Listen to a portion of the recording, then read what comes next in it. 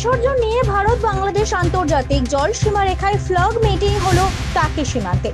টাকির ইছামতি নদী বক্ষে হয় এই ফ্ল্যাগ মিটিং। টাকির বিসর্জন সুনাম কুড়িয়েছে পশ্চিমবঙ্গ সহ বহির্রাজ্যে। দেশের বিভিন্ন জায়গা থেকে ইছামতি নদী বক্ষে প্রতিমা নিরঞ্জন দেখতে ভিড় জমায় মানুষ। এবছর সেই প্রতিমা নিরঞ্জন কিভাবে করা হবে, মূলত সে বিষয়ে আলোচনা করা হয় এই বৈঠকে।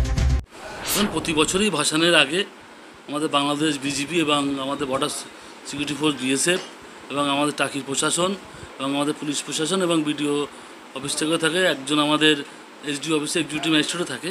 প্রতি বছরই আমাদের এই ফ্ল্যাগ মিটিংটা হয়। ওখানে মূলত আমাদের ঠিক হয় আমরা বিজয়ের দিন যেটা ভাসান হবে ওটা ওই দিন কীভাবে আমরা চলবো। প্রতি বছরের মতো এবছরে আমাদের হয়েছে নদীর মাঝ বরাবর নৌকা দিয়ে ব্যারিকেড করা হবে দড়িটা নিয়ে, এবং কেউ কারোর 0 পয়েন্ট ক্রস করবে না। বাংলাদেশের যে বোটগুলো নামবে তারা বাংলাদেশের সাইডেই থাকবে, এবং ইন্ডিয়া থেকে যে বোটগুলো নামবে তারা ইন্ডিয়ার এই বর্ডার লাইনে ক্রস করবে না, ইন্ডিয়ার সাইডেই থাকবে। আর টাইম হয়েছে আমাদের সকাল 10টা থেকে সন্ধে 5:30টার মধ্যে সব নদী থেকে ভারতীয় সীমান্তরক্ষী বাহিনী ও বাংলাদেশ বর্ডার গার্ড অর্থাৎ বিএসএফ ও বিবিজির একাধিক উচ্চপদস্থ কর্তাদের মধ্যে হয় এই ফ্ল্যাগ মিটিং। এদিনের এই ফ্ল্যাগ মিটিং এ উপস্থিত ছিলেন টাকি পৌরসভার পৌর প্রধান সোমনাথ মুখার্জি, উপপৌর প্রধান ফারুক গাজী, হাসনাবাদ ব্লক উন্নয়ন আধিকারিক অলিম্পিয়া ব্যানার্জি সহ একাধিক সরকারি আধিকারিকরা।